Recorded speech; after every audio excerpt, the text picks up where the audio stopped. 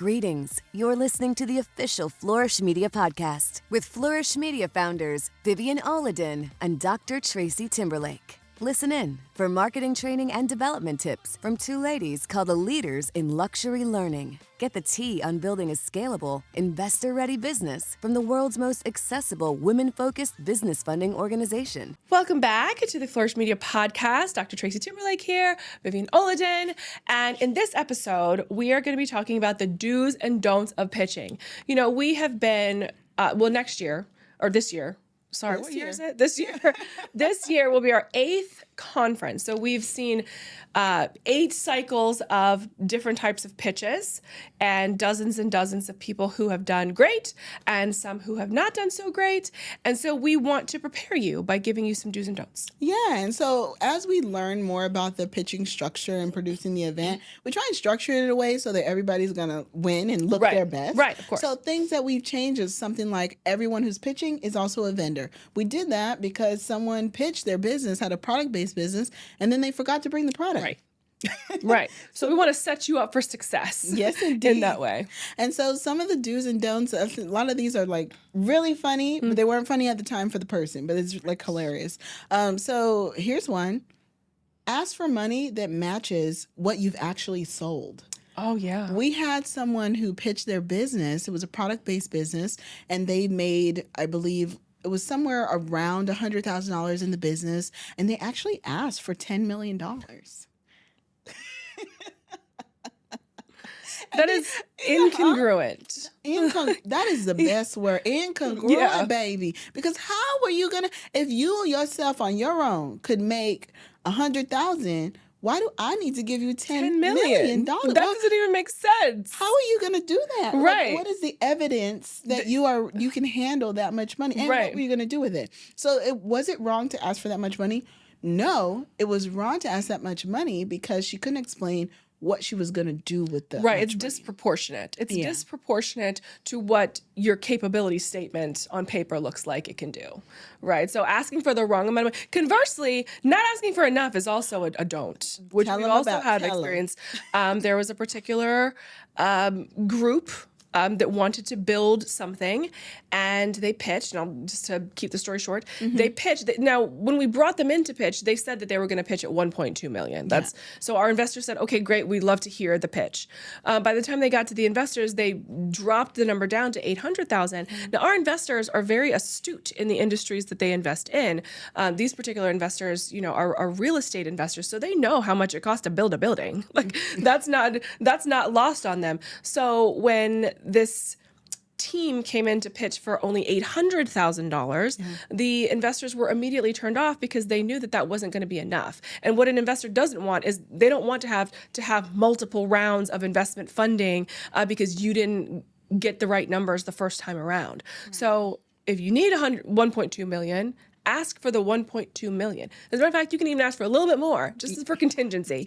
But don't drop it down. Our investors have a lot of money to give. They're not hard up. They're not looking for a discount. They're not looking for a discount. They're looking for a good investment. And so a good investment is one that is thought through. And so here's another one. Look like yourself. Oh, God. Look like yourself. Ma'am, what in the face to?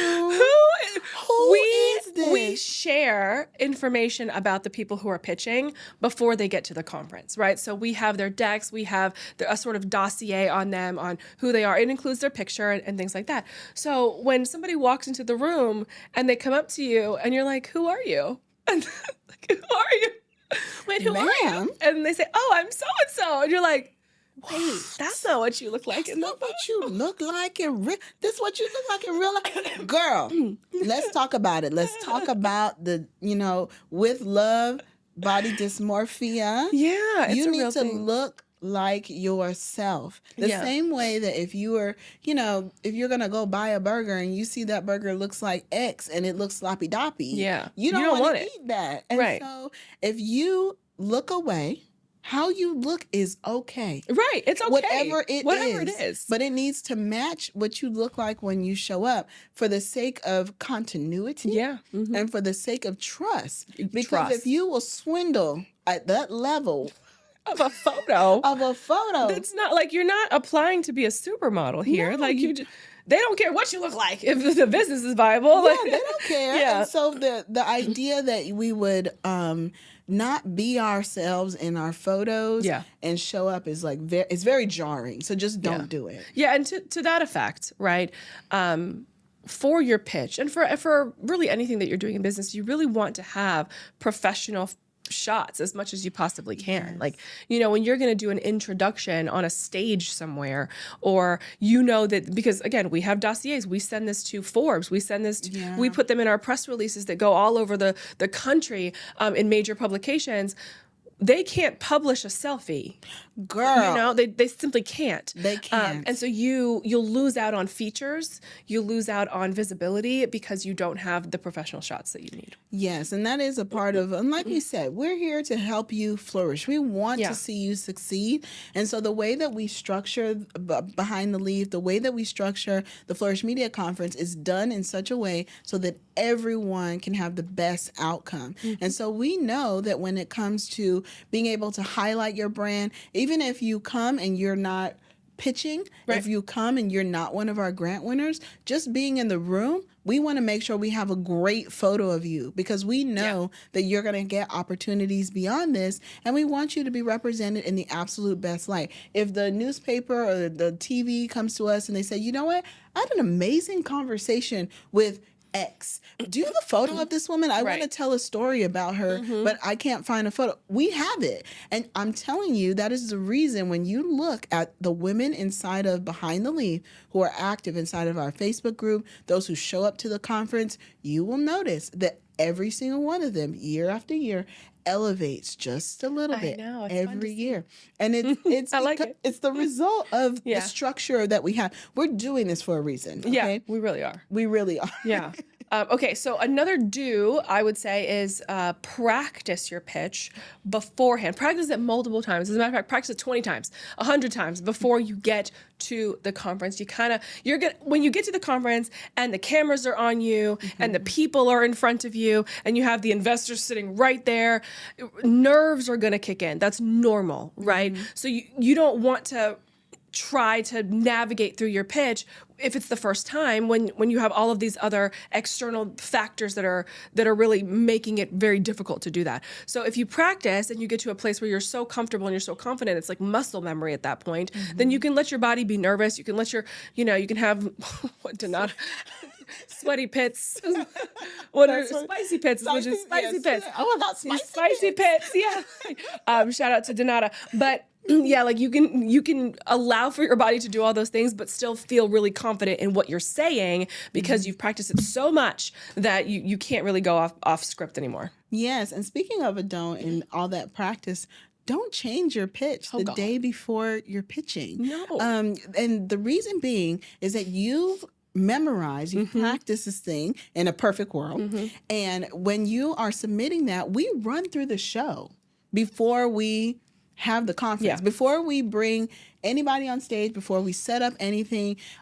Flourish Media is a full service marketing agency, so we produce events. And so we run through everything and we run through it with your presentation you gave based off of what you have. What you have. So when we have that cutoff date, which is usually about a week before the conference, and you send your materials, that's your materials. When you change it, when you come and give a jump drive, or you've edited it the night before because maybe you had a conversation with an investor or somebody in the room, that historically has not been a positive outcome. No. Yeah, because you when you change it, you haven't practiced that change. No. You haven't, now the timing is off. Now you're nervous because the timing, you have people in the background holding up 5 minutes, 2 minutes, numbers, and then you're flustered. Just don't. Just practice it in advance and then be really prepared when you show up. And to that credit, that's the reason why we created this podcast. Yes. We really do want you to be successful at the Flourish Media Conference, and we want you to have these materials to listen to them and re-listen to them so that you can prepare yourself and so that you can feel confident. So there isn't a lot of questions. So if you're listening to this podcast, you listen to any of the episodes this season, and there's been things that have come up in your mind, questions that you have, make sure that you drop those questions down below in this area, or you can find us at Flourish Media Co. on social media and ask these questions. We want you to succeed. And so in addition to this build up with this podcast series, we have our master classes with Capital One Bank. We have them quarterly, and we break down these things so that you can connect with our board of directors, with our sponsors, and some of our partners throughout the year, so that you're not trying to rush to get any of these things together. You have the time, the entire year, to practice, to be in those environments. And we encourage you, no matter when you're listening to this podcast, plan to attend one of those master classes, because if you want to practice your pitch at a Capital One, you can.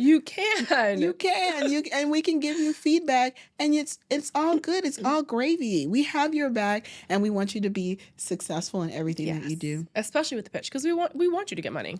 Yeah. But we don't control where the money goes. So all we can do is make sure that you're as prepared as possible on the day that you show up to do the pitch, so that you can set yourself up for success. Yes, indeed.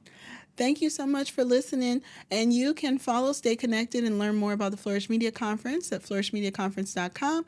Again, we are at Flourish Media Co. on all the things. And we just want to see you flourish, darling. Bye. Behind the Leaf. Never miss an episode, and subscribe to the official Flourish Media podcast on Spotify or wherever you get your podcasts. Thank you for listening. If this podcast sparked your curiosity or made you think of a fellow creative who could really use these gems, share it and help them flourish too.